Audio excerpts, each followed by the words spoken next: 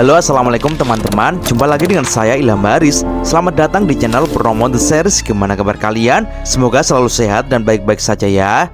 Kali ini kita akan meneruskan merangkum manhwa Sising Chip prequel dari Raja Gila Asura part 4 ya guys. Dan gak usah berlama-lama lagi, langsung saja gas cuy. Di episode sebelumnya diperlihatkan surga telah memutuskan untuk berperang melawan Asura. Sementara di Asura, kini kedatangan salah satu Raja Asura, yaitu Raja Bandi Asura. Dan ia mengaku tak terima dengan suku Sigure yang telah diserang oleh Dewa Asura, Tiansen atau Tabu. Raja Bandi pun kini menanyakan kepada Sigure kalau Sigure saat ini menginginkan dia untuk berbuat apa. Ia pun lalu menyuruh Sigure untuk menceritakan semuanya. Sigure pun mulai bercerita bahwa saat itu, saat dia bersama Louho ke gunung, semuanya sudah dihancurkan. Sang Raja Zack pun yang merupakan ayah dari Sigure langsung mencoba melawannya, akan tetapi ia kalah. Raja Bandi pun lalu bertanya kepada Sigure, "Terus kenapa dia tidak membunuhmu?" Sigure pun menjawab, "Ada sesuatu yang terjadi." Scene lalu flashback diperlihatkan darah yang bercucuran di tanah, dan itu merupakan darah dari Sigure yang saat ini terluka parah akibat tebasan dari Tiansen. Dan ternyata saat ini terlihat Louho sedang berupaya menahan tubuh Tabu yang akan membunuh Sigure. Jelas saja hal itu membuat Sigure sangat terkejut. Bahkan saat itu dengan sengitnya, Louho melawan dengan sengit dan akhirnya Louho pun dibawa pergi oleh Tabu. Dan tiba-tiba saja Raja Bandi pun berteriak dengan keras sambil memegangi kepalanya. Hal itu membuat semuanya pun terkejut. Raja Bandi lalu mengaku kalau ia tiba-tiba saja teringat sesuatu yang buruk. Sigure pun jadi bertanya, "Ada apa Raja?" Dan dengan masih menunduk, Raja Bandi berkata, "Aku sungguh sangat menyesal. Sigure, kau mengatakan yang sebenarnya." Semuanya yang mendengar perkataan itu jadi keheranan. Raja Bandi pun lanjut berkata, "Terima kasih Sigure, kalau begitu kau berhak mendapatkannya." Dan cetak, Raja Bandi pun menjentikkan jarinya. Seketika keluar sesuatu yang melesat ke arah Sigure, dan itu adalah tebasan-tebasan yang menyilang. Dan serak. Teriak Sigure kesakitan karena mendapat serangan tebasan yang tak terlihat. Dan hal itu membuat Sigure pun langsung ambruk ke tanah dengan salah satu kakinya yang telah terputus. Raja Bandi pun berkata, "Asura yang cacat nasibnya akan berakhir tragis, apalagi bagi anak di bawah umur sepertimu. Kau sebaiknya pergi dari sini secepat mungkin. Aku kali ini telah menunjukkan belas kasihan kepadamu." Terlihat Sigure pun hanya bisa meringis kesakitan. Dan Raja Bandi pun lanjut berkata, "Aku sang raja memberimu kemuliaan. Kamu seharusnya merasa beruntung. Aku di sini menyapamu. Ini adalah takdir." Sin lalu beralih memperlihatkan Louho yang baru saja tersadar. Ia pun lalu bangun sambil berkata, "Aku bangkit lagi dari kematian. Tampaknya aku tidak sadarkan diri dalam waktu yang sangat lama." Dan Louho pun kini mulai berjalan sambil berkata, "Kenapa aku tidak melihatnya? Di mana pakaian Jingyi?" Dan Louho pun kini terus berjalan dan menyusuri tempat itu. Dan ia pun lanjut berkata, "Aku sudah berada lumayan lama di sini, tapi aku belum menjelajahi tempat ini. Jingyi mengatakan ini adalah bagian dalam dari kapal karam. Setidaknya ada berbagai sejarah yang telah berusia ribuan tahun." Louho mulai menaiki sebuah tangga. "Ternyata ada tempat yang seperti ini," ucapnya lagi. Dan kini Louho pun terus berjalan akan memasuki sebuah lorong. Tampak Louho pun sangat asing dengan tempat itu. "Dinding ini tata letaknya agak berbeda," ucapnya. Dan kini Louho pun mulai memasuki sebuah ruangan. Dan terlihat wajah Louho pun sangat terkejut karena ia melihat beberapa mayat yang sedang duduk di kursi. Dan mayat di situ ternyata tidak hanya satu, akan tetapi banyak. Mayat-mayat itu sudah sangat kering, akan tetapi masih terurus dengan baik. Louho pun berkata, "Mayat-mayat yang mati di dalam kapal karam ini, apakah mungkin?" Louho pun tampak memperhatikan mayat-mayat di situ. Dan tiba-tiba saja Jingyi pun muncul dan berkata, "Louho, ternyata kau sudah datang ya. Apa kau terkejut? Mereka adalah bangsaku." Louho pun berkata, "Apakah mereka 99 hantu yang legendaris itu? Aku selalu mengira kalau mereka semuanya mempunyai tubuh seperti gunung yang sangat besar." Jingyi pun menjawab, "Haha, iya, hidup selama 10.000 tahun di sini itu tidaklah mudah. Kami hanya ingin meninggalkan istana surgawi. dan menjalani hidup baru sebagai dewa. Dahulu kami berangkat dengan 7 kapal, hingga akhirnya pertempuran pun pecah dengan para dewa di tengah jalan, dan kapal luar angkasa itu menabrak tempat yang sekarang telah menjadi lautan pepohonan, dan aku termasuk di antara mereka. Lalu aku dan bangsaku bersikeras untuk tinggal di sini, dan kami terus berperang melawan para dewa yang selalu menyerang. Luho, begitulah kejadiannya. Semua temanku sungguh luar biasa. Mereka terus berperang dengan para dewa. Sayangnya pada akhirnya semuanya mereka pergi satu demi satu, dan hanya menyisakan aku dan Tabu. Luho pun lalu berkata, "Kamu di sini sendirian dan menjaga kuburan mereka selama ribuan tahun. Bukankah itu sangat kesepian?" Jingyi pun lalu menjawab kalau itu tidak akan, karena ternyata Jingyi tetap bisa berbicara dengan mayat para pejuang Asura itu, dan mereka semuanya sebenarnya sedang menunggu Jingyi. Hingga waktunya tiba, maka Jingyi akan bersama mereka. Shin lalu beralih memperlihatkan Luo yang saat ini menghampiri Tabu sambil berkata, "Ayo lakukan lagi." Tabu pun lalu menoleh dan menjawab, "Hei, kenapa kau lama sekali?" Luo pun lalu mengatakan kalau ia habis dari makam 99 Asura. Tabu yang mendengarnya pun sangat terkejut. "Apa?" ucapnya. Luo pun lanjut berkata, "Tabu, kau tidak mengikuti mereka. Sekarang aku tahu alasannya." Tabu pun tampak kesal dan menjawab, "Hei bocah, kau mengerti apa?" Luo pun lalu menjawab, "Kau sedang menunggu Asura yang bisa untuk mengalahkanmu, kan?" Luo pun lalu mengepalkan tangannya dan lanjut berkata, "Kau belum mati, itu karena belum ada yang mengalahkanmu, bukan?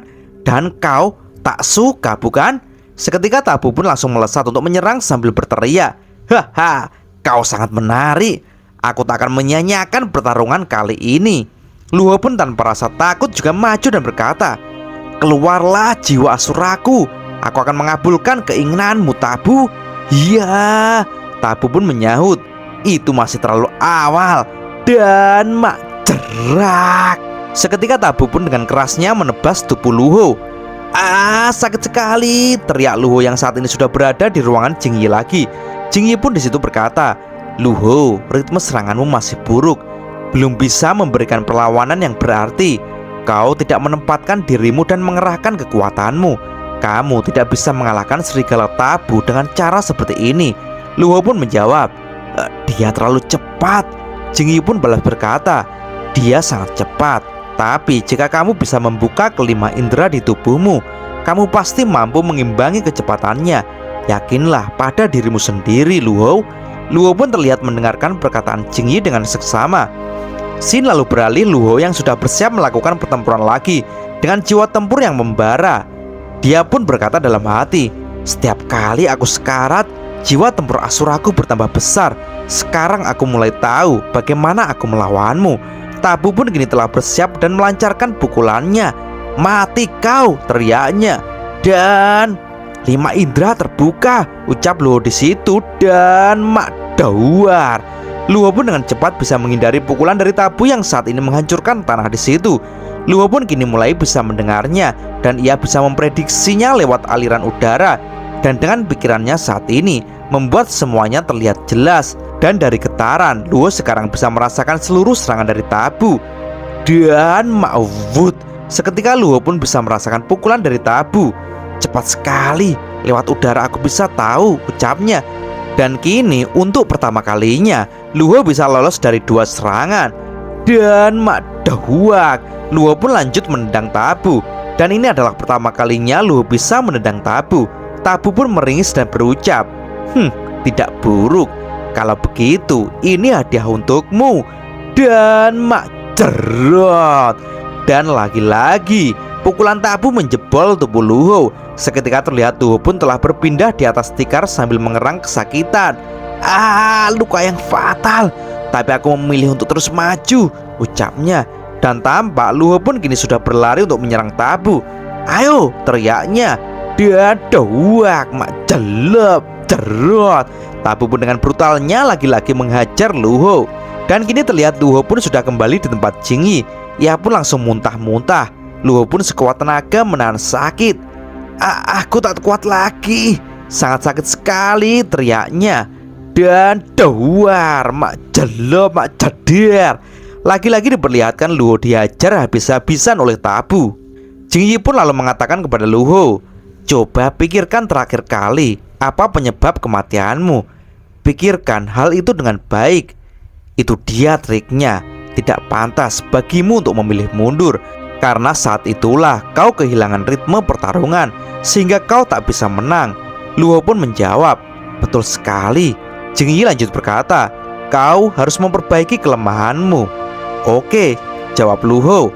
Dan maksrak. Lagi-lagi terlihat Luho masih saja maju untuk melakukan pertarungan dan badannya tertebas oleh Tabu. Kepala Luho pun kini dicengkeram oleh Tabu. Hei, ayo lagi, ucapnya. Dan mak jerot. Scene lalu beralih, terlihat Luho dengan bekas-bekas luka di tubuh Luho yang semakin banyak. Di situ Luho berkata, jika aku lari, maka aku bukanlah Asura sejati. Tapi jika aku terus bertarung, maka itu hanya akan membuatku menjadi lebih kuat. Tatapan Luho pun kini sangat serius dan ia berkata, aku sudah siap. Aku pikir ini sudah waktunya. Sementara Jing Yi pun kini terlihat lagi sibuk membersihkan mayat pejuang Asura sambil balas berkata, bagus Luho, kau yakin bisa mengalahkannya kan? Luho pun menjawab, ya. Jing Yi lanjut berkata, aku percaya dia juga pasti akan sangat senang. Luho pun berkata, setelah aku pergi nanti, kau pasti akan kesepian. Tidak ada teman berbicara lagi. Kenapa kau tidak pergi dari sini juga? Jing Yi pun menundukkan wajahnya dan berkata, aku ingin di sini. Luho pun lalu berkata, Jing Yi, apa yang bisa kulakukan setelah ini? Apa sebenarnya arti semua ini bagiku? Jing Yi pun menjawab, temukanlah sendiri masa depanmu. Luho pun lalu terdiam. Ia pun lalu berbalik dan pergi dari situ. Dan ia lanjut berkata, aku pasti akan kembali menemuimu. Dengan tatapan yang tajam dan penuh keyakinan, disertai dengan api tempur yang membara, Luho pun berjalan untuk menemui Tabu. Tabu pun tampak senang melihat kedatangan Luho kali ini. Hehe, bocah, ucapnya. Dan sambil meringis ia lanjut berkata, hehe, sepertinya kau telah berubah. Sekarang aku akan serius. Tatapan Luho pun kini sangat bengis dan berkata, ayo seriuslah, biar aku menghancurkan tubuhmu. Tabu pun kini langsung memasang kuda-kuda dan berkata, hehe, aku sudah sangat lama menunggu lawan seperti ini. Ayolah, jangan buat aku kecewa. Luho pun kini juga telah memasang kuda-kudanya dan balas berkata, kali ini aku tak akan mengecewakanmu. Luho telah berjuang dan bertarung dan mati sudah berkali-kali selama beberapa tahun terakhir ini. Tapi dia pantang menyerah, karena jalan satu-satunya dia keluar dari tempat ini adalah dengan mengalahkan Tabu. Dan saat ini kekuatan Luho telah meningkat sangat pesat. Dan apakah dia saat ini sudah mampu untuk mengalahkan Tabu? Tunggu di chapter berikutnya ya. Dan cerita pun bersambung. Oke teman-teman, terima kasih sudah nyimak alur cerita kali ini sampai habis. Semoga teman-teman terhibur. Jangan lupa terus dukung channel ini agar terus berkembang ya. Dan sampai jumpa di episode selanjutnya. Assalamualaikum warahmatullahi wabarakatuh.